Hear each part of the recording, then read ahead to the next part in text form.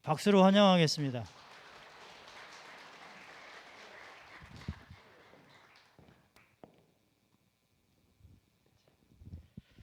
아, 코로나 시국에 제가 마스크를 좀 벗고 하겠습니다. 제가 3차까지 다 맞아서 걱정 없이 해도 될 것 같아요. 어, 코로나 시국에 이렇게 임원 교육을 하신다 해서 제가 놀랐는데 와서 보고 또 놀랐어요. 이렇게 많은 분이 참석하실 줄 모르고 저는 세미나실 같은 데서 이렇게 둘러 앉아서 몇 분 정도 하실 줄 알았는데 역시 우리 정 목사님 목회를 참 잘하시고 또 가족교회가 아주 저력이 있는 교회다라는 생각을 다시 한번 하게 됐습니다. 바쁘고 힘든 상황인데 근데 얼마 동안 해야 되나요, 목사님? 네? 저한테 얼마 동안 하라고 말씀을 안 하셔갖고 제가 한 4시간짜리 준비해 갖고 왔는데 괜찮을까요? 얼마 동안 하면 되나요? 여러분이 예상하는 시간이 얼마입니까? 그 시간에 맞추겠습니다. 4시간요? 자, 아무튼 오늘 오셨으니까 저는 성격이 좀 그런 게 뭐냐면 하면 하고 안 하면 안 한다. 기면 기고 아니면 아닌. 기왕에 오셨으니까 와서 앉아 계시는데 여러분이 앉아 여기 오신 이 시간이 여러분에게 복이 될 수 있고 또 여러분의 유익이 되는 시간을 여러분이 만들어 가시기를 부탁을 드립니다. 제가 기도하고 시작하겠습니다. 하나님 감사합니다. 저희를 사랑하셔서 주의 자녀 삼으시고 특별히 교회의 리더십들로 삼아 주셨사오니 사랑하는 귀한 이들 이 가작교회의 기둥이 되게 하여 주시옵시고 하나님께서 귀히 쓰시는 아름다운 일꾼들로 기름 부어 주시옵소서. 오늘 임원으로서 가져야 될 여러 가지 것 가운데 가장 중요한 말씀을 붙잡는 것에 대한 부분을 저희들이 나누려고 합니다. 주의 말씀이 나에게 정말로 힘이 되고 능력이 됨을 다시 한번 깨닫고 그 말씀 붙잡고 사역에 임하겠노라고 결단하는 복된 시간이 되게 하여 주시옵소서. 감사하며 예수님 이름으로 기도합니다. 아멘. 저는 대한민국이 종교 자유가 있다라는 말을 믿지를 않습니다. 왜냐하면은 태어나 보니까 교인이었고요. 태어나 보니까 감리교인이 되어 있더라고요. 저희 아버님이 목회를 하셔서 목사 아들로 태어났습니다. 그래서 어릴 적부터 그냥 교회를 가야만 했고 가보니까 그 교회가 감리교회여서 감리교회에서 쭉 자라왔습니다.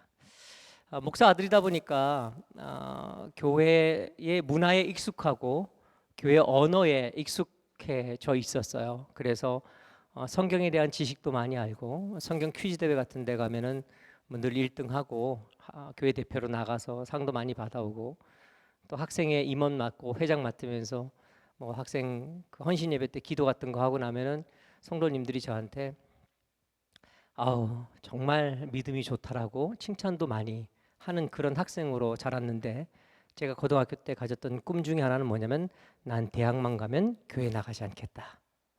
왜냐하면 저희 아버지가 굉장히 무서워하셨어요. 그래서 저는 이제 어린 시절을 고등학생 시절을 포항에서 보냈는데 고등학교 시절만 보내고 나면은 부모님하고 같이 있을 때는 어쩔 수 없이 내가 교회를 나가지만 고등학교 졸업하고 대학 서울로 가면은 지금은 뭐 인터넷도 있고 막 전화기 있고 뭐 이러니까 다 이게 되지만 옛날에는 그런 게 없었거든요. 그래서 뭐 있으신가요?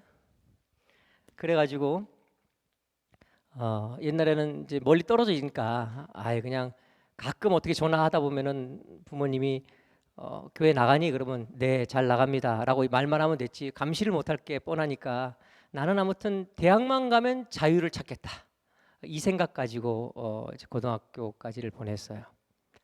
근데 그렇게 한 이유 중에 몇 가지가 이유가 있는데 첫째는 저는 아버지가 목사님이셨는데 저희 아버지가 목회하실 때의 목사님들의 삶이 녹록지가 않으셨어요. 늘 좀 부족하고 조금 모자라는 삶을 좀 사셨거든요. 교회는 물론 지방에 있었지만 그래도 큰 교회였는데 저희 아버지가 아마 제 나이 때 이렇게 감리사 그 전부터 감리사 하셨는데 감리사를 하시니까 뭘 이렇게 자꾸 퍼주세요. 이 지방 내 어려운 목사님들 오면 퍼주시는데 퍼주는 것까지는 오케이. 그런데 자식은 좀 건사하고 퍼주셔야 되잖아요.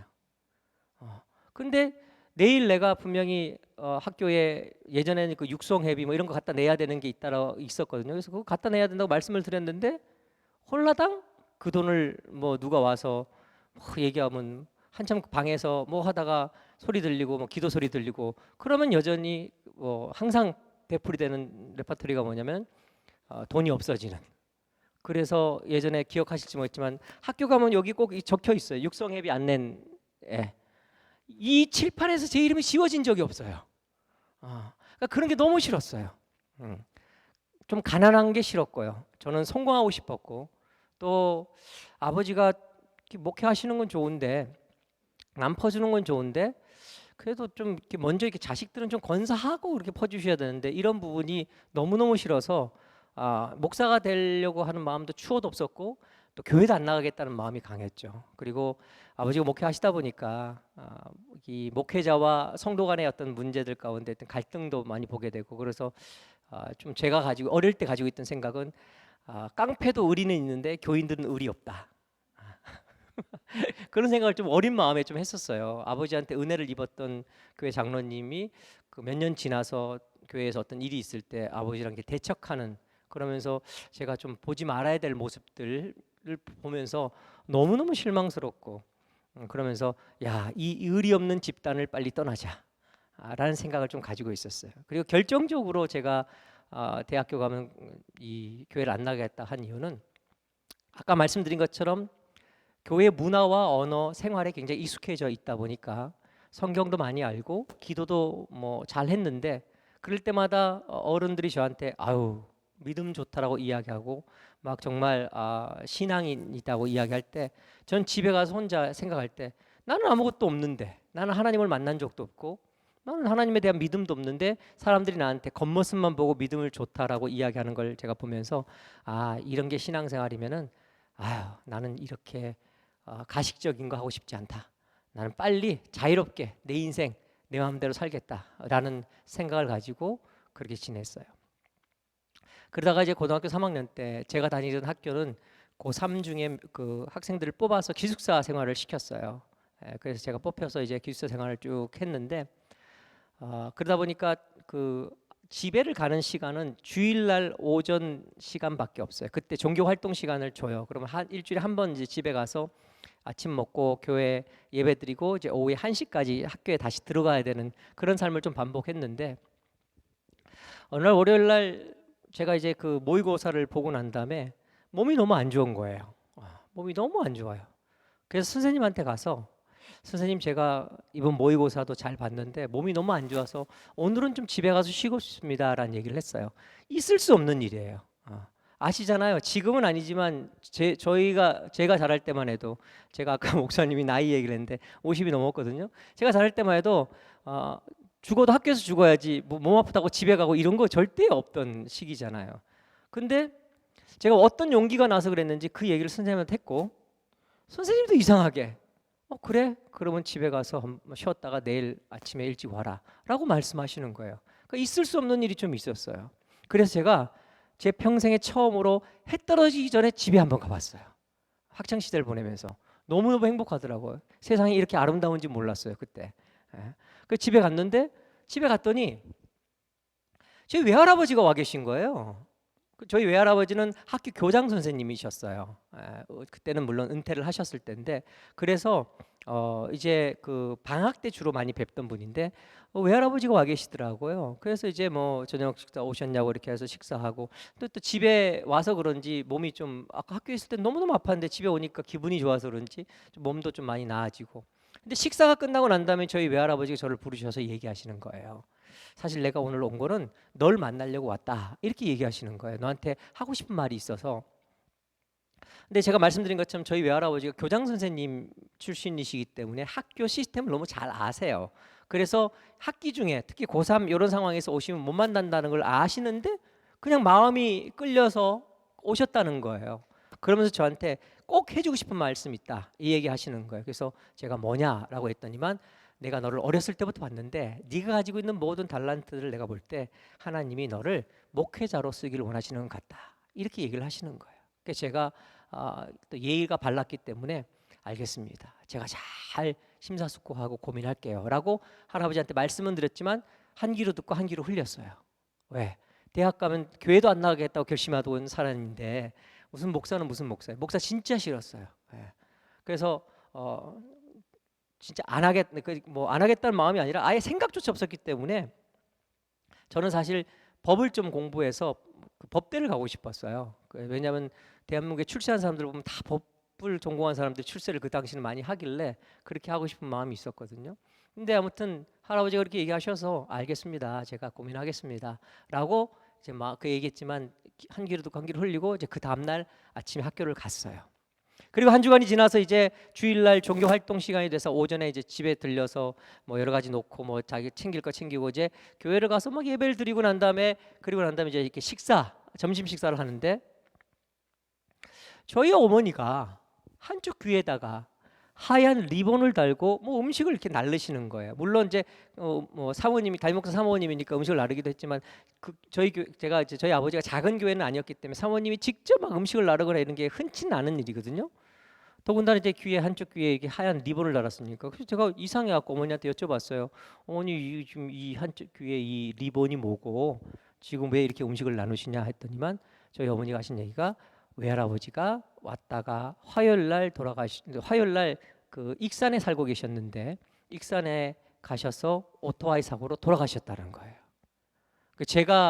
저는 공부해야 되니까 충격받을까봐 연락을 안 하고 어머니가 가셔서 화수목금 이렇게 장례를 치르고 오셨고 그 도와주신 교인분들한테 감사하다고 음식하고 떡하고 이러고 갔다가 좀 저희 집에서 돌린다라고 얘기하시는 거예요.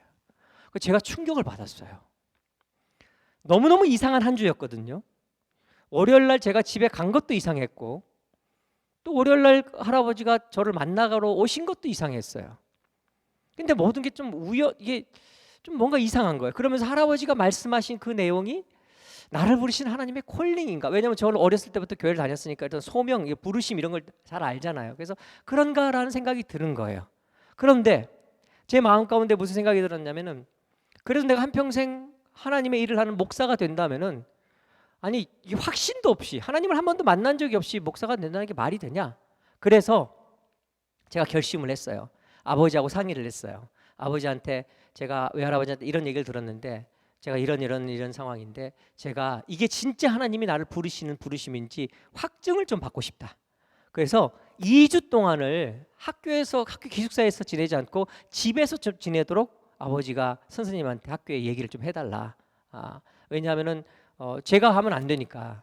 근데 학교에서 그걸 허락을 안 하죠. 근데 저희 아버지가 워낙 강하게 이제 얘기하고 하셔가지고 2주를 결국은 밤 11시에 집에 와서 그 다음날 새벽 6시까지 학교 가는 걸로 해서 허락을 받았어요. 그래서 제가 11시에 끝나면은 어디로 갔냐면 교회로 갔어요. 저희 그 섬기던 교회는 이렇게 기도실이 이렇게 예전 교회들은 다 그렇잖아요. 이렇게 본당 옆쪽으로 기도실이 쫙 이렇게 있었어요. 그래서 기도실 중에 하나 가서 기도하다가 잠들다가 새벽에 이제 그 4시 반 이렇게 새벽 기도 열면 소리 들리잖아요. 그럼 나와 새벽 기도하고 씻고 그리고 학교에 다시 가는 그 일을 갖다가 2주 동안 하면서 제가 기도했던 게 뭐냐면 하나님 이게 정말 하나님이 나를 부르시는 부르심이라면은 나 딱 한 번만 만나 주십시오.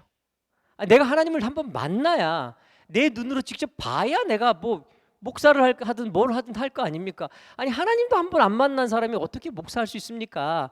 한 번만 보게 해주십시오. 그렇게 2주를 기도했어요.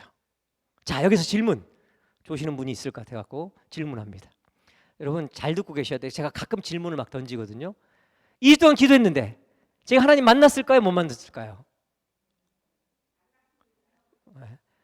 만났다. 못 만났다. 2주 동안 기도했는데요.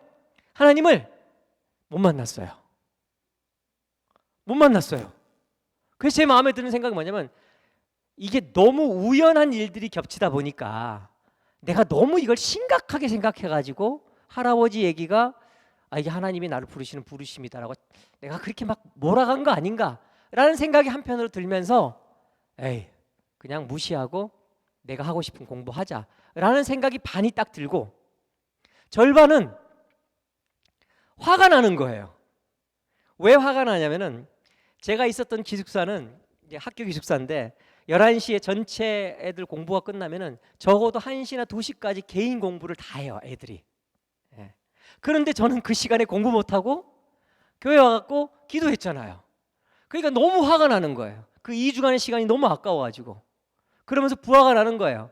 그러면서 하나님 앞에 제가 무슨 생각이 들었냐면은, 내가 2주 동안 이렇게 했는데도 못 만나면은, 야, 이거 아니지 않나 라는 생각이 들면서 제가 성질이 났어요. 그래서 어떤 마음이 들었냐면, 일주일만 딱 더 해보자. 그래도 아니면 이건 진짜 아닌 거다. 그래서 진짜 학교 선생님들 뭐 난리 났었는데, 일주일 더 시간 얻어서 일주일 기도하는 그 첫날 하나님을 만났어요. 목사가 하나님 만났다는데 박수 받을 일은 아닌 것 같은데, 하나님을 만났는데, 이게 하나님을 만나는 경험은 다 다른 것 같은데, 제가 만나는 경험은 어떤 경험이었냐면, 기도하다가 제가 잠이 들었는지 깨어 있었는지를 모르겠어요. 헷갈려요. 지금도 마찬가지로.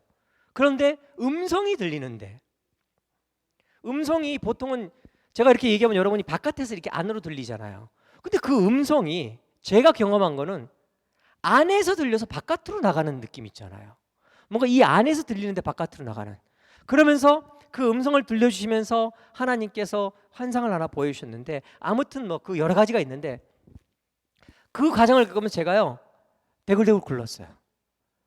그러면서 기도하기 시작했는데, 어떤 기도했냐면, 제가 여태까지 살아오면서 제가 막 뭐 생각이 나더라고요. 제가 잘못했던 거, 내가 정말 하나님 앞에 범죄했던 거, 이런 거 회개 기도를 시키는데 정말 눈물, 콧물, 뭐 어떤 이 열려진 공간은 다 액체가 나오는 그런 경험을 했어요.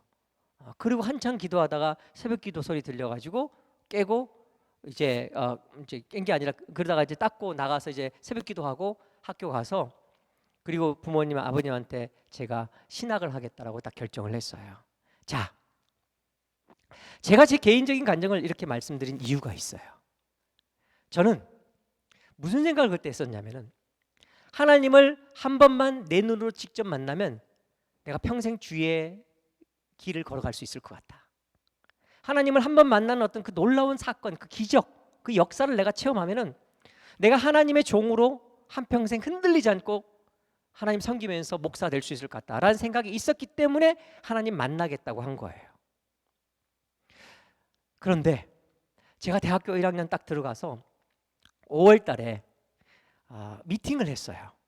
어떤 미팅을 했냐면은, 저희 고등학교 때 친구들을 이제 한 달에 한 번씩 이렇게 서울로 대학을 간 친구들이 만나서 이렇게 서울로 간 친구들하고 미팅을 했는데, 그 친구들이 이제 한 번은 5월이니까 우리 여학생들하고 우리끼리 미팅하자. 그래서 6명이, 우리 6명, 저쪽 6명하고 이제 미팅을 했어요. 여자 대학생들하고. 그래갖고 이제 막 소개를 하는 거예요. 제 친구들이, 저는 뭐 서울대 경영학과 누굽니다. 저는 연세대 뭐 누굽니다. 뭐 이렇게 합니다. 라고 쭉 소개하는데, 제가 맨 마지막에 저는 감리교 신학대학 신학과 조혁입니다. 그랬더니만 여자분들이 시선이 저한테 탁 꼽히면서 어떤 말은 안 했지만 어떤 표정이냐면, 쟤는 왜 왔지? 이런 표정인 거예요. 상당히 기분 나쁜 거예요. 그리고 왜 우리 때는 이렇게 물건 내놓고 이렇게 뽑는 거 했잖아요. 그 여자애들이 다 제 거는 안 뽑혔으면 하는 그런 분위기인 거예요. 제가 너무 자존심이 상하는 거예요. 그 6명 중에 저보다 공부 못하는 애들이 많았거든요. 그 너무 자존심 상해요. 그래갖고 제가 그 미팅하고 기분 나빠가고 기숙사 와가지고 옷 확 집어던지면서, 나 학교 그만두고 재수해갖고 내가 정말 서울대 갖고 내가 걔네들 다시 미팅할 거다, 이런 생각이 드는 거예요. 여러분, 하나님을 한 번만 만나면은 절대 안 흔들리고, 하나님이 베푸시는 기적을 내가 한번 체험하면은 평생 주님만 바라보면서 신앙생활을 할 수 있을 것 같다는 생각을 했었는데, 어떤 거 흔들렸냐면요, 엄청난 고난이 오고 뭐 엄청난 핍박이 와서 흔들렸다면 그래도 할 말이 있는데, 미팅 나가서 여학생들이 안 그랬을지도 몰라요. 그 여학생들은 제가 느낄 때 나를 좀 무시하는 것 같다라는 기분 나쁜 거 되니까 하나님을 만난 거 싹 사라지고요, 그것 때문에 막 흔들리더라는 거예요. 제가 그 체험 2가지를요 잊지를 못해요. 그게 목회에 굉장히 큰 힘이 돼요. 뭐냐면요, 여러분, 기적은요, 하나님께서 베푸시는 기적은 내 삶을 성숙시키지 못해요. 충격은 줘요. 삶의 방향을 바꾸는 충격은 주는데 그 기적이 나로 하여금 하나님을 섬기고 하나님께 가까이 가는 영적 성숙을 일으키지는 않는다라는 걸 알아야 돼요. 기적이 만약에 나를 영적 성숙을 일으켜서 내가 하나님의 사람이 되는 걸로 내게 큰 도움이 되면 하나님 우리에게 날마다 기적을 허락하실 거예요. 근데 기적은 그렇게 허락 안 하세요. 여기도 하나님을 만나고 하나님이 허락하신 기적을 체험하신 분도 있겠지만 또 그렇지 못한 분도 있을 거예요. 한 번 체험한 분도 있을 거고 여러 번 체험하신 분도 있겠지만 돌이켜 생각해 보세요. 기적이 여러분을 영적으로 성숙시켰어요? 물론 방향은 충격은 준다니까요. 방향은 바꿔요. 하지만 영적 성숙은 기적으로 일어나지 않아요. 제 자신을 돌아보면서 제가 제 인생의 방향을 바꾼 건 하나님을 만나는 기적을 체험하고 난 다음이었어요. 그런데 그 이후에 목회적으로 이제 목사를 하면서 여러 가지 어떤 그 제 목회 방향, 어떤 성숙의 방향을 딱 나눴을 때 둘로 나눠져요. 제가 큐티를 시작하고 난 다음으로 나눠져요. 말씀을 읽고 묵상하고 그걸 붙잡은 시점부터요 목회 방향이 완전히 달라집니다. 제가 체험했어요. 아, 기적이 아니라 말씀이 우리를 성숙시키시는구나. 하나님의 말씀이 우리를 성숙하게 만드세요. 그러면서 궁금했어요. 왜 하나님의 말씀이 우리를 성숙시키실까? 왜 하나님의 말씀이 우리를 갖다가 영적으로 성장하게끔 하시는 걸까? 여러분, 말씀이 뭐예요? 말씀을 뭘로 여러분 많이 들으셨어요? 하나님 말씀 뭘까요? 하나님 말씀 뭐예요? 가족교회는 이렇게 답을 안 하나요? 저희는 이렇게 물으면 이렇게 답이 잘 나오거든요. 저희 교회는 저랑 한 10년 있다 보니까. 자, 말씀을 흔히 뭐라 그럽니까? 뭐라고요? 잘 안 들려요. 말씀, 진리. 자, 한국 사람들은 정답 문화에 익숙해져 있어서요. 질문자가 질문하면 정답을 얘기하려고 할 때가 많아요. 여러분 그러지 마세요. 성경은 정답이 없어요. 틀린 것도 없어요. 여러분 자기 생각을 얘기해야 돼요. 말씀은 진리다.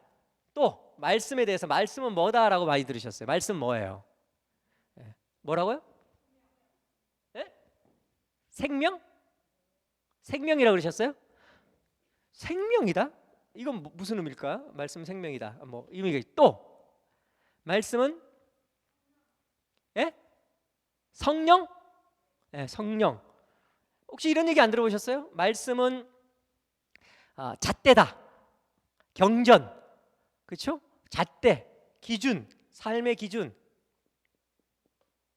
또 말씀은 뭐다라고 할 때 제일 많이 여러분이 말하고 들은 것 중에 하나가 이런 표현이 있을 거예요. 이걸 다 묶을 수 있는 건데 말씀은 영의 양식이다라는 얘기를 많이 했어요.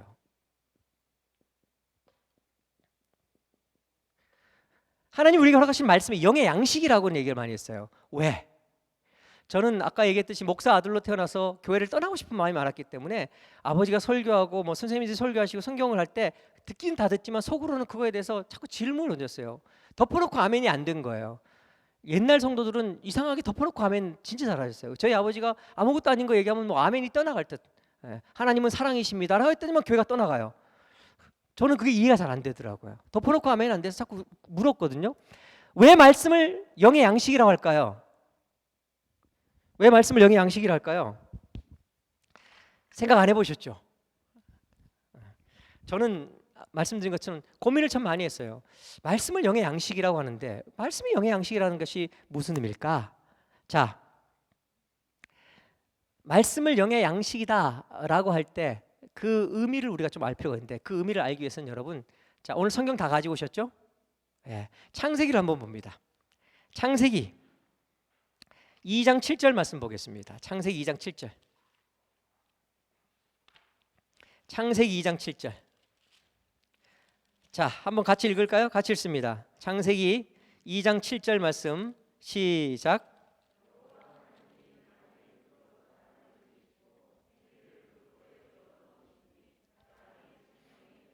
자, 창세기 잘 안 나오네요. 목사님 이거 좀 잘 나오는 걸로 하나 주실래요? 창세기 2장 7절에 보면은 이거 잘 나오네요. 2장 7절에 보면은 하나님이 사람을 만드시 창조하시는 그 장면을 소개하고 있어요. 자, 성경을 한번 다시 해볼게요. 자, 2장 7절 보면 여호와 하나님이, 그렇죠? 뭘로 사람을 만드시냐면 땅의 흙으로, 그렇죠? 땅의 흙으로 어떻게 하셨다고요?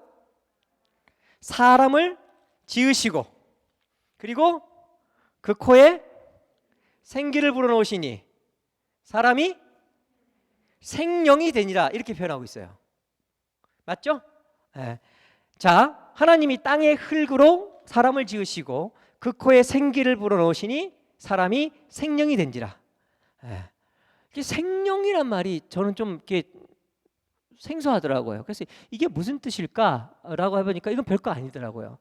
영어 성경, 제가 이제 미국에 유학 가서 이제 미국에서 한 10년 살다가 왔는데 미국 가서 유익한 점은요, 영어 성경을 이렇게 접하면서 궁금했던 게 많이 풀린 거예요. 요 부분을 영어 성경 NIV 성경은 뭐라고 이야기하고 있냐면 이렇게 이야기하고 있어요. The Lord God, 여호와 하나님께서 땅의 흙으로 뭐라고 하냐면 자, 여호와 하나님께서 formed, 형태를 만드셨다는 거. 형태를 뭘로 만드셨냐면은 the dust from the ground 이렇게 만드셨어요. 땅에 있는 dust가 뭐냐면 먼지예요, 먼지. 정확한 의미로는 그렇게 하시더라고요. The dust of the ground. 땅에 있는 형태로 form, 형태를 만드시고 난 다음에 그 다음에 그 코에다가 뭘 하셨냐면 he breathed. 하나님이 호흡을 하고 불어넣으셨대요. Into his nostril. 그의 이 코 여기 부분으로 불어넣었더니 and he became a living being. 그랬더니 살아있는 존재가 되었다. 이렇게 얘기해요. 그러니까 하나님께서 땅의 흙으로 형태를 만드시고 여기다가 하나님의 호흡을 불어넣으셨다는 거예요. 그랬더니 사람이 살아있다라고 이야기한다는 거죠.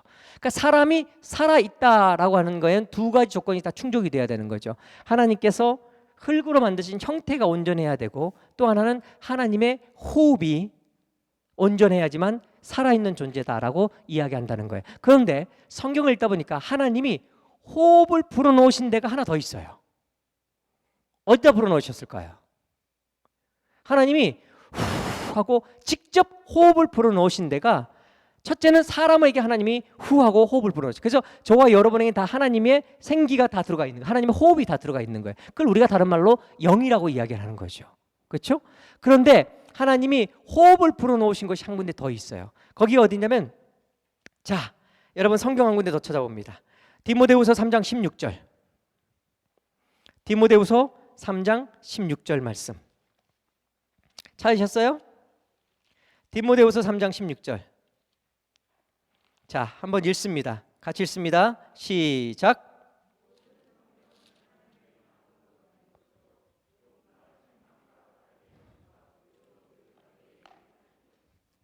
자, 디모데후서 3장 16절에 성경에 대해서 이야기하고 있어요. 모든 성경은 뭘로 됐다고요? 하나님의 감동으로 된 것으로. 이 말이 무슨 말일까요? 하나님의 감동으로 됐다는 말이 무슨 말일까요? 저는 어렸을 때 이렇게 생각했어요. 저희 그 초등학교 선생님이 이렇게 표현해 주셨거든요. 하나님이 이 성경은 사람이 썼지만 사람이 자기의 의지나 자기의 뜻으로 쓴 게 아니라 성령께서 역사하셔서 그래서 그 성령에 취해서 쓴 글이 바로 성경이다. 그래서 하나님의 감동이라는 얘기를 들을 때 저는 이렇게 생각했어요. 하나님이 사람을 딱 앉혀놓고 딱 때려갖고 정신이 혼미하게 갖고 하나님의 손을 붙잡고 하나님이 이렇게 써갖고 자기가 무슨 글을 쓴지도 모르게 이렇게 쭉 쓰도록 만드셨나? 이게 하나님의 감동인가? 아니면 하나님이 너 이렇게 써라고 해서 감동을 주셔서 우리가 그렇게 흔히 생각하잖아요, 그렇죠? 그런 생각을 많이 했었어요. 그래서 모든 성경은 하나님의 감동으로 된 것으로라고 해서 그렇게 되어 있나라고 하다가 영어 성경을 읽어보니까 뭐라고 표현되냐면 이렇게 표현되어 있어요. All Scripture, 모든 성경은 is breathed. 모든 성경은 하나님이 그 안에 호흡을 후 하고 불어넣으셨다라는 거예요. 성경을 보면은 하나님의 호흡을 불어넣으신 곳이 딱 두 군데예요. 하나는 사람, 하나는 성경이라는 거예요. 성경을 왜 영의 양식이라고 하느냐? 제가 무릎을 쳤어요. 우리가 설교를 뭐 이렇게 잘 듣지 않고 그렇잖아요. 감옥에 있는 사람들 보면 말씀만 읽었는데 갑자기 변화돼 갖고 구원을 받고 예수님을 영접하는 일들이 있어요. 설교 한 번도 안 듣고 성경 공부를 한 번도 안 했는데 말씀만 읽었는데 어떻게 그런 일이 있을까? 왜 말씀에 힘이 있는 걸까? 왜 말씀을 읽으면은, 말씀을 가까이 하고 묵상하면 사람이 성숙하고 하나님의 사람으로 될 수 있느냐? 이거예요. 하나님이 이 안에 문자와 문자 사이에 어떤 일을 하셨냐면 후 하고 호흡을 불어넣으셨다라는 거예요. 그래서 우리가 이 말씀을 읽으면은 이 문자와 문자 사이에 있는 하나님의 영이 우리 영을 깨우기도 하시고, 우리 영을 먹이기도 하시고, 우리 영을 강건케도 하신다는 거예요. 그래서 말씀을 읽으면 우리 영이 강해지는 거예요. 이걸 정확하게 이야기해 주는 부분이 있어요. 신명기 8장 3절 말씀 한번 읽겠습니다. 신명기 8장 3절 말씀 같이 읽을까요? 신명기 8장 3절 같이 읽습니다. 시작. 아직 못 찾으셨구나. 예, 죄송해요. 템포를 맞출게요. 자, 찾으셨습니까? 자, 같이 읽겠습니다. 시작.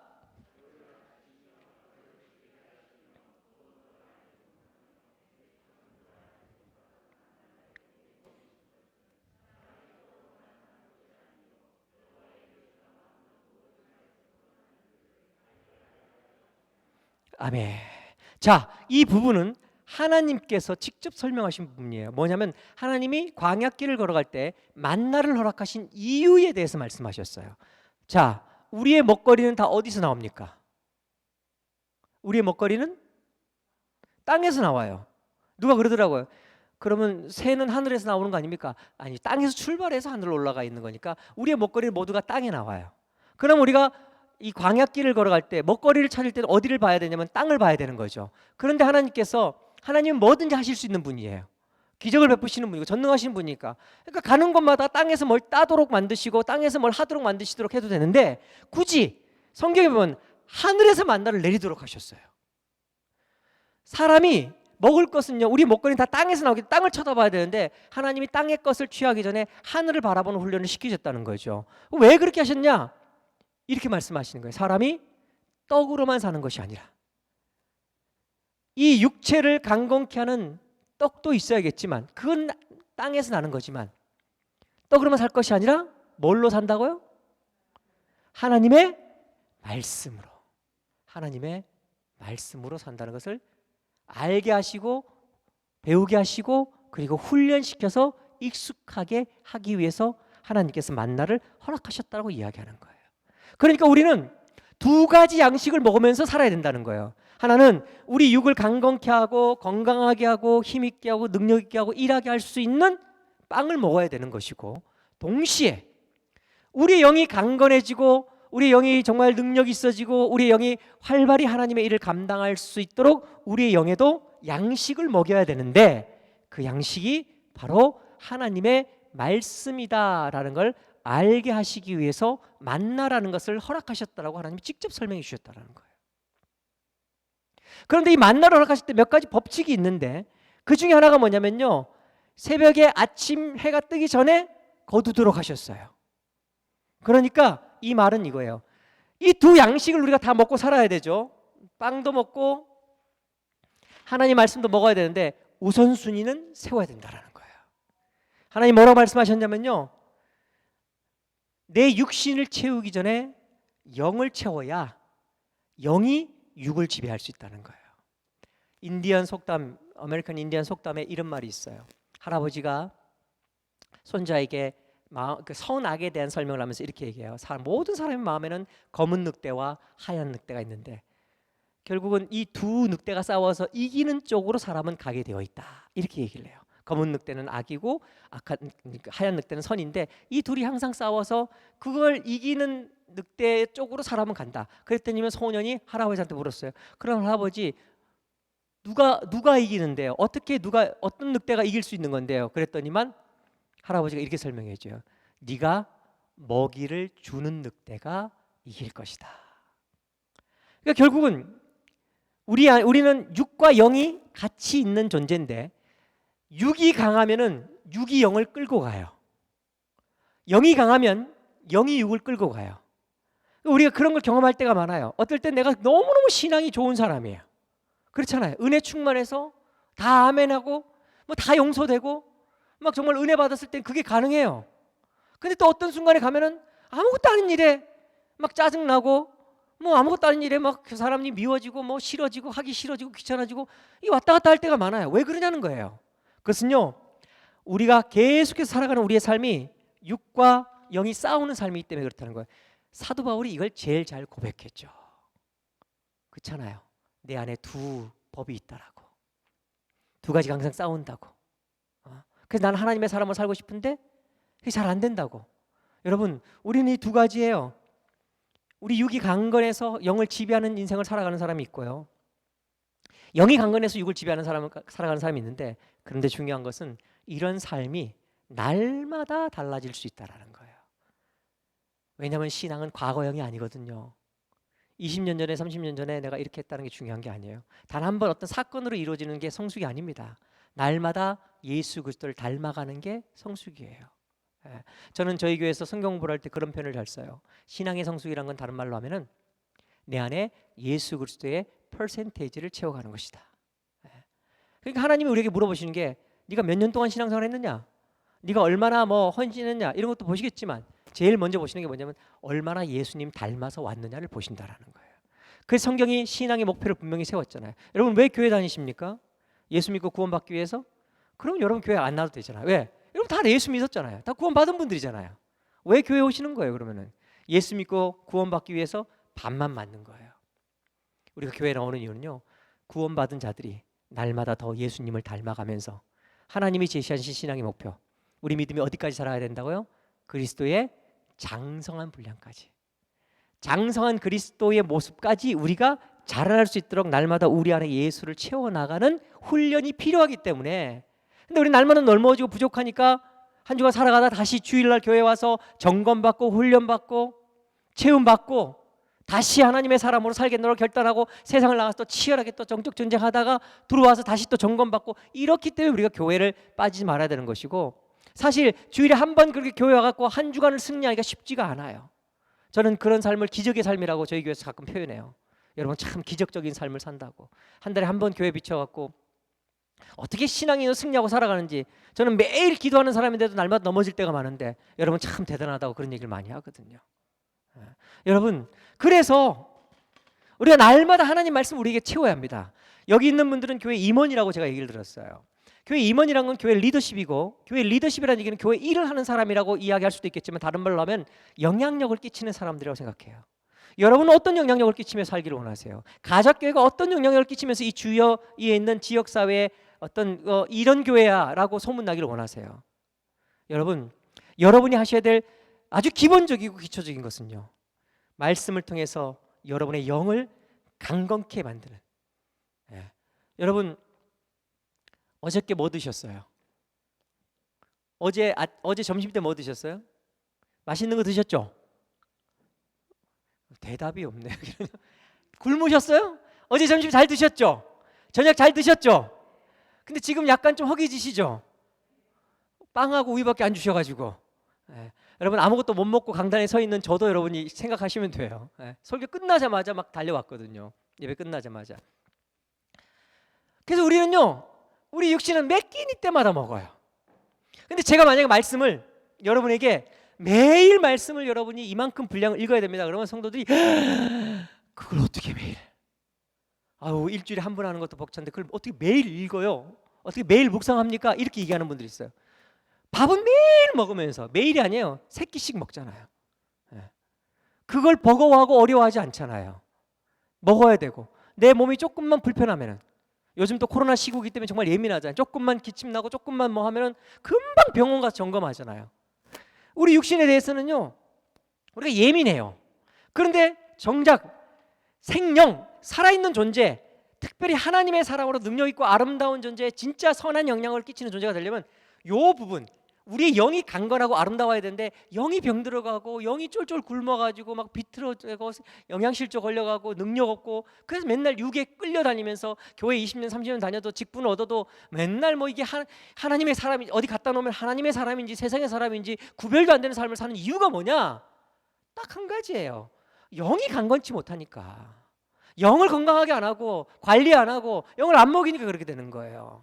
여러분, 우리나라 대통령이 우리나라 대통령이 유럽 방문을 가면요 시위대를 자주 만나요.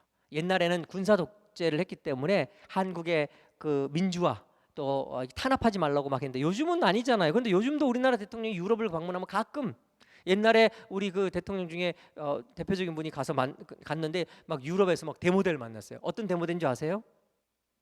예? 예. 잘하신다. 개고기 먹는 거 금지하라고 한국에서. 예. 브리트 바르도 같은 그 동물 좋아하는 사람들, 동물 애호가든요.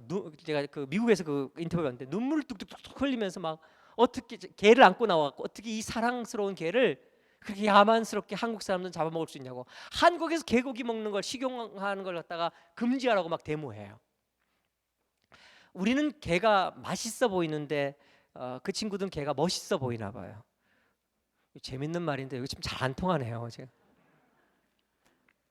그게 뭐 반대예요. 자, 미국이 전 세계 전쟁에 여러 번 개입했는데 대부분 승리로 이끌었는데 미국 스스로도 또 외부적으로도 미국이 최초로 또 뭐 유일하게 실패한 전쟁, 지금 이제 아프가니스탄 전쟁도 마찬가지인데 그 전에 미국이 실패한 전쟁이라고 인정한 전쟁이 있어요. 베트남 전쟁이죠. 월남 전쟁. 월남 때 미군과 연합군이 많이 투입이 됐어요. 그런데 베트콩, 그렇죠? 그 사람들이 이거 그 포로들을 많이 잡아가지고 하노이 근처에서 포로 수용소를 이렇게 만들었어요. 여기에 미국 군인들, 프랑스 군인들, 영국 군인들 뭐 다 들어 있었어요. 그런데 베트콩들이 뭐 먹을 게 많나요? 먹을 걸 잘 못 주는 거예요. 자기들도 먹을 게 부족한데 무슨 포로들을 제대로 잘 먹었겠어요? 못 먹였어요. 예. 자, 그런데 이 포로 수용소 주변에 들개들이 많았어요. 들개. 자, 질문 들어갑니다. 여기 있던 미국인들, 프랑스 사람들, 영국 사람들, 이 사람들이 그 개를 잡아 먹었을까요? 아닐까요? 먹었어요. 우리는 된장이라도 바르죠. 걔네는 안 바르고 먹었어요. 개만 먹은 줄 아세요? 뱀, 쥐, 바퀴벌레 닥치는 대로 다 먹었어요. 왜 그런지 아세요? 사람은 극도로 허기해지면, 극도로 배가 고프면요 입맛이 바뀐대요. 그러니까 애들 집에서 뭐 잘 안 먹으면요 굶기세요. 3일만 지가 굶어봐. 다 먹어요. 다 맛있어요. 왜? 사람은 굶으면요 이 입맛이 바뀌어요. 그런데 여러분, 영도 마찬가지예요. 영이 제대로 된 양식을 먹어야 되는데 제대로 된 양식을 먹지 못하니까 영이 아무거나 막 먹어요. 우리가 이단에 쉽게 빠지고 뭐 세상 그 어떤 그 이상한 전보로 다니고. 왜 그러냐? 이것 때문에 그래요. 제가 미국에 유학 가기 전에 한국에 되게 유명한 점쟁이 여자가 있었어요. 제가 이름도 기억해요. 왜냐하면 너무 이쁘장하게 생겼거든요. 심진송이라고 하는 그 점쟁이, 요즘 뭐 하는지 모르겠어요. 기억하실지 모르지만 그분이 책도 썼어요. 신이 선택한 여자, 대통령 2번 뭐 누가 될 건지 맞췄다는 여자 있어요. 기억하시는 분, 심진송이라는 여자가 있었어요. 신이 선택한 여자 책 썼는데 베스트셀러가 됐어요, 한국 사회에서. 그런데 그 책에서 뭐라고 썼냐면요, 이렇게 썼어요. 테헤란로에 집을 지으면 기업이 흥한다. 그 책이 그렇게 썼어요. 지금 우리나라 테헤란로 가보세요. 우리나라 기업 30대 기업의 사옥이 다 들어가 있어요. 무슨 말이에요? 점쟁이 말 한마디에 온 사회가 들썩들썩한다라는 거예요. 왜 이런 일이 벌어집니까? 왜요? 허기지니까. 이게 불량식품인지 이게 뭐 먹으면은 오히려 몸에 축나는 건지 가리지 않는 거예요. 일단 먹고 봐야 되는 거예요. 왜? 배고프니까. 영이 허하니까 아무거나 막 들이키는 거예요. 그래서 심지어 기독교인들도 연초에 전부로 가는 사람이 있다는 거잖아요. 가족교회는 없을 것 같아요, 제가 볼 때는요. 왜? 제대로 된 하나님의 말씀을 먹이질 못하니까 그런 일이 있은 거예요. 제가 미국에 있는데 어느 날 예배에 참석했어요. 교인들이 수근수근 하는 거예요. 그래서 왜 그러니까 뉴욕에서 젊은 아가씨가 자살했대요. 그래서 아니 뭐 안타까운 일이지만 솔직히 말하면 그 한인 그 젊은 청년들이 미국에서 자살하는 경우가 많아요. 명문대학 들어갔는데도 자살하는 경우가 많거든요. 그래서 아니 뭐 안타깝지만 뭐 그게 뭐 수근거리고 그걸 큰 뉴스나 그랬더니만 그 사람이 누군지 아세요, 목사님? 이러는 거예요. 그래서 누군데요? 그러니까 이건희 씨 딸이래요. 혹시 한국에서 예전에 그 뉴스 나지 않았나 모르겠어요. 났죠? 제가 미국에 충격받았어요. 우리는 이렇게 생각해요. 육적으로만 강건하면 행복하고 그렇잖아요. 저 가끔 꿈꾸거든요. 야, 내가 이건희 아들이면 내가 얼마나 좋을까. 그런 꿈 안 꾸세요? 저만 이상한 거예요? 아니잖아요. 그렇잖아요. 부러울 게 없을 것 같잖아요. 아니 뭐가 부족하겠어요? 육적으로 그 사람이 뭐가 불행하겠어요? 그런데 스스로 목숨을 끊었대요. 기억하세요. 사람이 생명, 살아있는 존재가 되기 위해서는요, 반드시 육도 건강해서 이런 빵을 공급하고 건강을 챙겨야겠지만 우선순위는 하나님이 불러오신 그 영, 그 영이 강건하고 정말 역동적이고 능력 있는 그런 삶을 살아갈 때 그 사람은 살아있되 영적인 사람이라고 평가받을 수 있는 것이고, 그런 사람이야말로 교회에서 선한 영향을 끼치고 그 교회가 지역사회에 아름다운 영향력을 끼치는 사람들로 만들어갈 수 있다는 것을 여러분들 기억하셔야 된다는 거예요. 성경은 우리의 영을 강건케 하는 영의 양식입니다. 이 영의 양식을 날마다 먹어야 우리가 영적으로 강건해지는데, 그 이유 중에 중요한 이유가 한 가지 더 있어요. 우리 영이 강건해야 행복하고, 우리 영이 강건해야 우리가 선한 영향을 끼치면서 영적인 사람으로 아름답게 살아갈 수 있는데, 단순히 영적으로 아름답기 위해서만 우리 영이 강건해야 되는 게 아니라, 그 말씀 먹어야 되는 것이 아니라, 성경을 보면은 우리가 정말로 영의 양식을 날마다 공급해서 영적으로 강건해져야 되는 이유가 있어요. 자, 성경은 이렇게 구성되어 있습니다. 창세기 1장 2장에는요 하나님께서 새롭게 창조하셔서, 그렇죠? 새 하늘과 새 땅을 여셨어요. 새 하늘이라 하지 말고 하늘과 땅을 여셨죠. 처음에 하늘과 땅을 만드셨어요. 하늘 여시고 땅을 만드셨어요. 그리고 창조하시고 하나님께 뭘 만드셨어요? 에덴 동산 만드셨잖아요. 그렇죠? 그걸 흔히 뭐라고 하냐면 낙원이라고 이야기하잖아요. 파라다이스. 낙원을 만드셨어요. 낙원. 그러니까 이 창세기 1장 2장은요 질문합니다. 죄가 있어요, 없어요? 죄가 있습니까, 없습니까? 죄 없는 것이에요. 창세기 1장 2장은 죄가 없는 상태예요. 근데 창세기 3장에 죄가 들어와요. 뭐의 모습으로? 뱀의 모습으로. 그렇죠? 뱀의 모습으로 죄가 여기 들어와요. 여기 죄가 들어옵니다. 뱀의 모습으로. 그리고 쭉 가다가 성경의 마지막이 어디입니까? 요한계시록 21장 22장에 보면은 하나님께서 새 하늘과 새 땅을 여신다고 되어 있어요. 새 하늘과 새 땅. 즉 새로운 창조를 이야기하세요. 그런데 이 요한계시록 21장 22장 가기 전에 요한계시록 20장에 보면은요 놀라운 구절이 있어요. 여러분 요한계시록 20장 한번 보겠습니다. 요한계시록 20장 2절 말씀 한번 볼까요? 찾으셨어요? 요한계시록 20장. 자, 1절 2절 볼까요? 예. 1절 2절 3절 한번 보죠. 뭐. 예. 요한계시록 1절 2절까지만 봅시다. 자, 1절 2절 같이 읽습니다. 시작.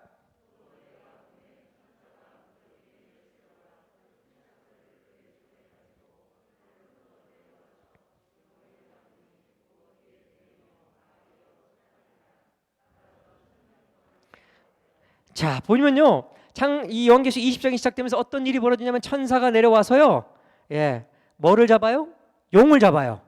근데 그 용이 곧 옛날에 뭐라고요? 뱀이고 또 뭐요? 마귀고 사탄이에요. 그러니까 창세기 3장의 인간의 역사 가운데 들어왔던 뱀의 형태를 가졌던 사탄 마귀가 언제 축출이 되냐면 사탄 축출이 계시록 20장에서 있어진 거예요. 사탄 축출이 이때 이렇게 된 거예요. 자, 그러니까 성경은요 하나님께서 창조하신 하늘과 땅, 죄가 없는 상태, 그렇죠? 죄가 없어요. 그리고 이거는 하나님이 다스리시는 것이죠.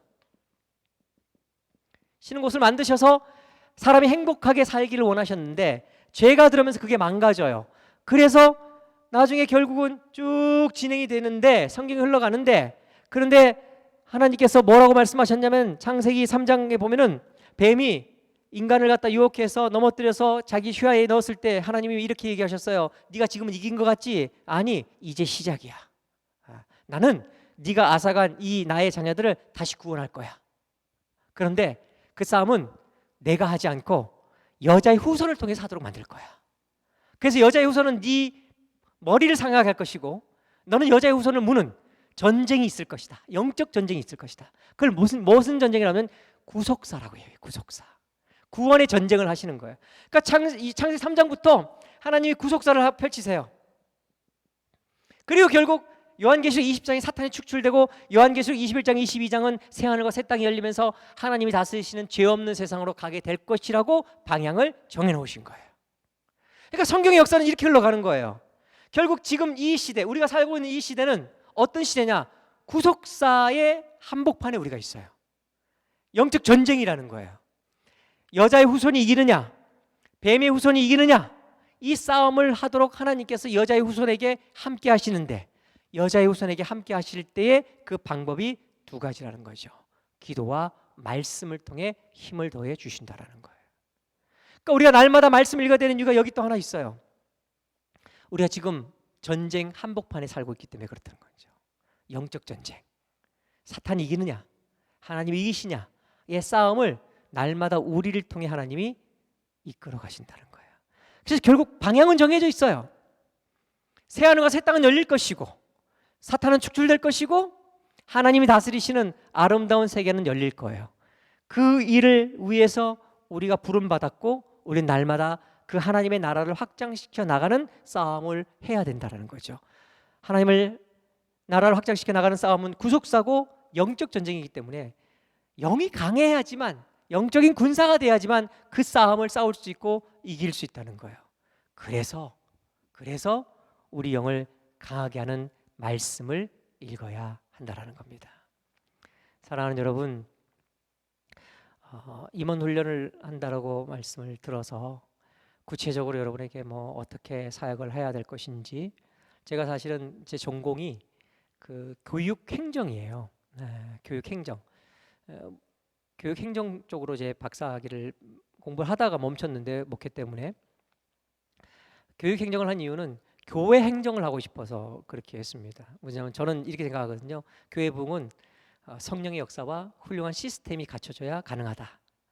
시스템이라는 것은 적은 것을 투자해서 최대 효과를 낼 수 있는 효율성을 갖는 거기 때문에 거기에 성령께서 역사하실 때 가능하다라는 생각을 가지고 있어요. 그래서 이제 그런 부분들에 대해서 여러분이 어떻게 사역해야 될 것인가를 제가 강의를 할까 하다가, 제가 한국교회 와서 정말로 많이 느끼는 것 중에 하나가 의외로 영적 능력이 강화되는 일, 기도하고 말씀을 읽는 것 가운데 참 기도는 한국 성도들이 뜨거워요. 어디 내나 뒤지잖아요. 정말 코로나 이 어려운 시국에도 새벽 제단 매일 쌓는 분들이 각 교회들마다 있잖아요. 가작교회도 새벽마다 방송도 하고, 그렇죠? 여러분 나와서 기도하시고 한 번도 멈추지 않고 쭉 가시는 거 보면서 참 대단하다는 생각이 들어요. 그러니까 기도의 열정은 있어요. 그런데 이상하게 한국 교회는 기도 열심히 하다가 사이비로 빠지는 이상한 사람들 많아요. 아세요 그거? 그 신앙촌 만든 그 양반도 신유 은사 있고 막 기도해 주다가 이상한 데로 빠졌잖아요. 왜 그럴까 고민이 되더라고요. 그 이유는 딱 하나예요. 영적 기준이 되고 영적인 양식이 되는 말씀을 가까이 하는 일에 조금 우리가 게을러요. 아유, 기도하고 뭐 그냥 설교 들으면 됐지 뭐 목사님 맨날 봐야 됩니까? 여러분 안에 있는 영을 깨우셔야 되고요. 여러분 안에 있는 영을 먹이셔야 되고 강건케 하셔서 여러분 영이 여러분의 육을 이끌고 가도록 만드는 영적인 사람이 되셔야, 그래야 하나님께서 이 싸움에서 승리할 수 있도록 자랑스럽게 내놓을 수 있는 군사가 될 수 있는 것이고, 이 싸움을 이기는 것이 바로 교회가 해야 될 역할이고, 우리는 결국 이 싸움을 위해서 부름받았기 때문에 우리 영이 연약해서는 절대로 안 된다는 거예요. 월리스 가르티즈 목사님께서 쓰신 제자입니까? 라는 책 제가 신학교 때 읽었는데 그분이 그런 얘기를 했어요. 교회는 장병들을 길러내는, 그리스도의 강한 군사를 길러내는 훈련소가 돼야 되는데 오늘날 모든 교회가 타가소가 되고 있다. 그러니까 입 벌리고 젖병 물려주기를 기다리는 사람들만 넘쳐나는 곳으로 만들고 말았다. 이런 얘기를 많이 하는 거예요. 여러분 어떻습니까? 가작교회는 어떻습니까? 여러분은 그리스도의 강한 군사입니까? 아니면 입 벌리고 그냥 젖병만 물려주기를 기다리는 그런, 아직도 영적인 그 깊은 단계 가지 못하고 초보에서 그 얕은 물가에서 왔다 갔다 하는 그런 삶을 살아가고 있습니까? 리더십인 여러분, 임원인 여러분, 영향력을 끼쳐야 되는 여러분, 영적으로 강건해지시기를 주님의 이름으로 축복합니다. 말씀을 붙잡으세요. 매일매일 묵상하십시오. 제일 좋은 방법은 큐티하는 거예요. 네. 저희 교회도 그렇지만 가자감리교회도 생명의 삶을 통해서 매일 그 큐티하고 큐티한 내용을 가지고 설교를 또 하시고 새벽자를 이렇게 하는 걸 제가 봤어요. 저희 교회도 그 생명의 말씀을 가지고 계속 생명의 삶을 가지고 계속해서 개인적으로 묵상하고, 속해서 저희는 그걸로 모이고 새벽에는 그걸로 말씀을 나누거든요. 큐티하셔야 됩니다. 제가 저희 후배 목사들 만나고 저희 동역자들한테 굉장히 강조하는 것 중에 하나가, 목사가 설교 준비를 위한 성경 읽는 거 말고 개인의 영적 양식을 위해서 말씀을 묵상해야 살아날 수 있다. 그래야 사역에 번아웃 되지 않고 승리할 수 있다는 얘기를 진짜 많이 합니다. 여러분도 마찬가지입니다. 아유, 우리 목사님은 뭐 이렇게 일을 많이 일으키시는지, 그냥 이것 뭐 이런 일 저런 일 막 너무 바쁘게 막 시킨다. 그렇게 생각할 수도 있을 거예요. 그런데 그게 행복한 거고, 그게 감사한 일이고, 그게 살아있음을 증명하는 일이에요. 그 목사님의 목회에 정말 역동적으로 같이 발맞추기 위해서는요, 육도 강건해야 되지만 영이 강건해야 된다는 사실을 기억하면서 말씀 붙잡고 날마다 승리해서 이 가작교회의 기둥들이 되시고, 또 하나님께서 정말 자랑스럽게 내놓으실 수 있는 그래서 강한 군사로 하나님 나라를 확장시켜 나가는 귀한 임원분들 될 수 있기를 주님의 이름으로 간절히 축복합니다. 제가 기도하고 마치도록 하겠습니다.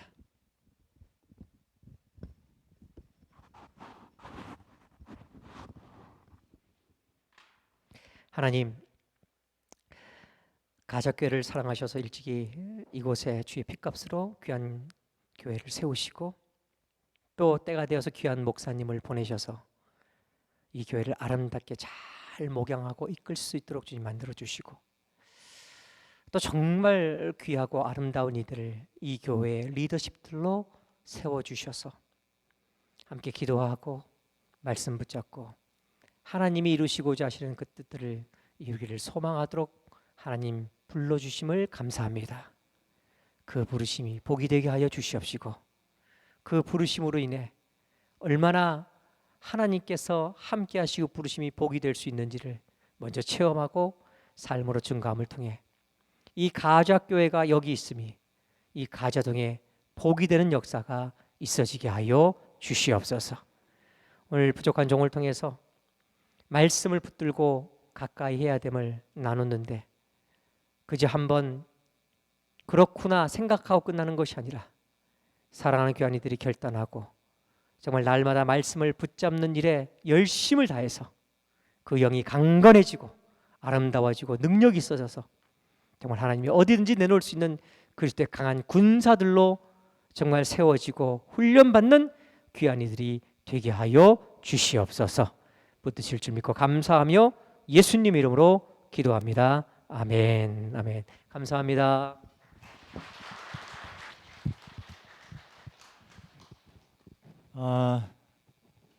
딱 1시간 조금 못되게 하셨네요. 감사하고요. 은혜의 말씀 감사하죠. 몇 분하고 인사합시다. 하나님의 말씀으로 강건해집시다.